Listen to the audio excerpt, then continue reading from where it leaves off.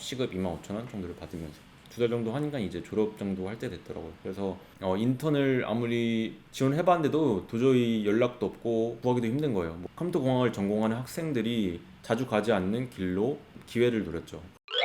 안녕하세요. 저는 현재 아마존에서 개발자 일한 지 이제 2년 정도 됐고, 전 영상에서는 제가 비전공자로서 어떻게 제가 코드 공부를 독학을 해서 시작을 했는지를 소개했는데, 이번 영상에서는 비전공자로서 어떻게 첫 인턴을 구했고 첫 직장, 그리고 첫 직장 이후에 제가 어떻게 아마존으로 이직을 했는지를 소개하려고 합니다.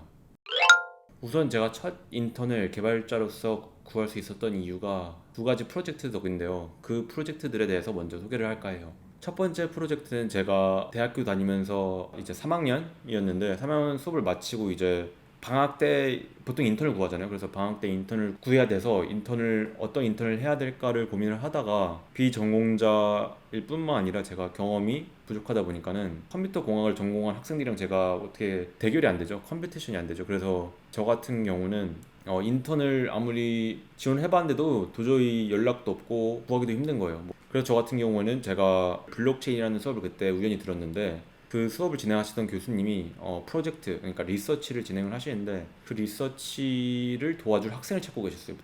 마침 또 그 교수님이 컴퓨터 공학 쪽 교수님이었고, 그 리서치 자리가 뭐 파이썬이라는 언어를 위주로 했고, 제가 경험이 부족함에도 불구하고 교수님 수업을 제가 열심히 들어서 교수님 눈에 제가 잘 보여서 교수님 리서치를 옆에서 도와드리는 알바를 따냈어요. 알바라고 해야 되는지 인턴이라 해야 되는지는 잘 모르겠지만 알바를 따냈어요. 그래서 방학 때 뭐 인턴을 남들은 보통 하는데 저 같은 경우는 인턴을 구하기 힘들다 보니까는 이 교수님이랑 리서치를 진행을 했죠.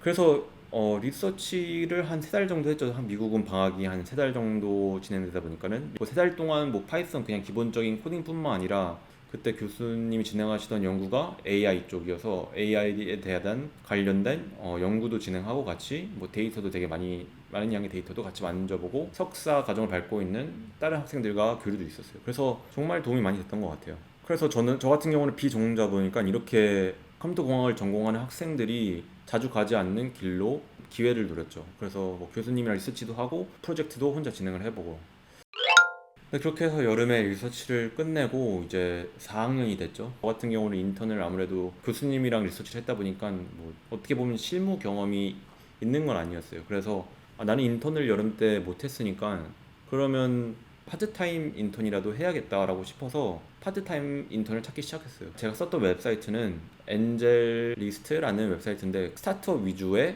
링크드인인데 링크드인의 스타트업 버전이라고 생각하시면 돼요. 그래서 스타트업 직업을 구할 수 있는 곳인데, 저 같은 경우는 아무래도 비전공자다 보니까는 대기업에서 직장을 구하기에는 제가 경쟁력이 없다고 생각을 해서 일단 스타트업 위주로 알아보기로 했어요. 지원을 진짜 한 34, 40 정도 곳에 지원을 했는데, 창업자 혼자서 일하는 스타트업도 있고 큰 스타트업들, 유니콘이라 부르는 큰 스타트업들도 많고요. 큰 스타트업에서 연락이 안 왔죠. 제가 전공자가 아니고 경험이 부족해서 그런 것 같아요. 작은 스타트업 위주로 지원을 했는데, 제가 생각나는 곳이 몇 군데 있는데, 한 군데는 창업자 혼자 일을 하고 있었고 엔지니어나 개발자나 뭐 디자이너 아무도 없어요. 그냥 인터뷰도 되게 간단했어요. 그냥 뭐 내가 뭐 하는 학생이고 무슨 경험이 있고 왜 지원하게 됐냐 하고 나서 그냥 뭐 다음 날인가 다다음 날에 바로 그냥 오퍼레터, 그러니까 즉 같이 일을 하자 이메일이 왔어요. 근데 무급 인턴이었고 저를 이끌어줄 사람도 없고 그 창업자에 대한 믿음도 조금 부족했던 것 같아요. 별로 그 사람이 대단한 사람이라는 느낌을 못 받고 사업 아이템도 별로였다고 생각을 했어요. 그래서 제가 캔슬을 했어요.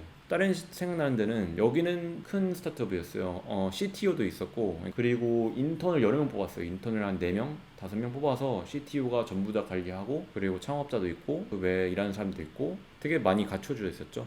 내가 여기서 인턴을 하면 정말 많이 배웠구나 라는 생각을 했는데, 유일한 단점은 무급 열정페이죠. 그래서 뭐 많이 배우긴 하겠는데 무급인 게 좀 마음에 걸리긴 했는데, 그 다음에 제가 인터뷰 본 곳이 여기도 작은 곳이었어요. 총 3명 정도 해서, 한 명은 창업자, 한 명은 마케팅, 한 명은 기술 부분을 담당하는 학생이었어요. 그래서 3명 정도인데 제가 들어오면 첫 번째 개발자가 될 거였고, 창업한 지도 얼마 안 됐고, 그래서 저는 고민을 했죠. 뭐 여기서는 근데 CTO가 없으니까 많이 배울 게 없겠다 했는데, 이 인터넷 장점은 돈을 줬어요. 일단 기본적으로 1시간에 25,000원 정도 시급이 있었고, 제가 교수님이랑 리서치 했던 거랑 그 분야가 되게 비슷했어요. 그래서 정말 고민을 많이 했죠. 한쪽은 CTO가 있고 배울 게 많을 것 같고, 다른 한쪽은 교수님이랑 리서치한 거와 비슷한 분야고 유급이고, 그래서 저는 결국에는 유급을 선택을 했어요. 그 선택도 되게 좋았던 것 같아요. 선택한 인턴 자리 같은 경우는 파이썬을 다뤘고, 그 다른 인턴 자리 같은 경우는